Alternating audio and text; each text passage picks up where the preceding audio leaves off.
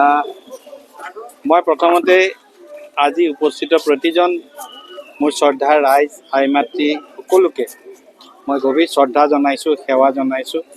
ৰাইজৰ যি বিপুল মৰম আদৰ, এই বিপুল মৰম আৰু আদৰক মই ভাষাৰে বৰ্ণনা কৰিব নোৱাৰিম। মাত্ৰ ইমানেই কৈছোঁ যে ৰাইজৰ মৰমে আমাৰ দায়বদ্ধতা আৰু বৃদ্ধি কৰিছে। সৰুপথাৰ সমষ্টিৰ কাৰণে যোৱা 5টা বছৰত আমি যিমান কাম কৰিছিলোঁ, আহি থকা 5টা বছৰত তাতকৈ বহু বেছি, অন্ততঃ 4-5 গুণ কাম কৰিবৰ কাৰণে সংকল্প লৈ আগবাঢ়িছোঁ।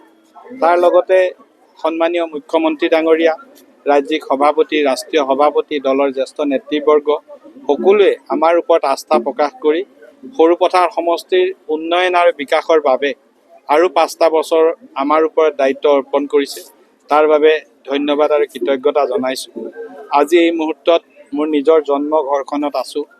ইয়াতে আমি কৈশোৰ, শৈশৱ, আমাৰ ল'ৰালিকাল ইয়াতে কটাইছিলোঁ। মোৰ স্বৰ্গীয় পিতৃ ৰাজেন ফুকনদেৱৰ আদৰ্শৰে সমাজৰ কাৰণে কাম কৰিবলৈ ইয়াতে শিকিছিলোঁ। আজি তেখেত আমাৰ মাজত নাই। তেখেতৰ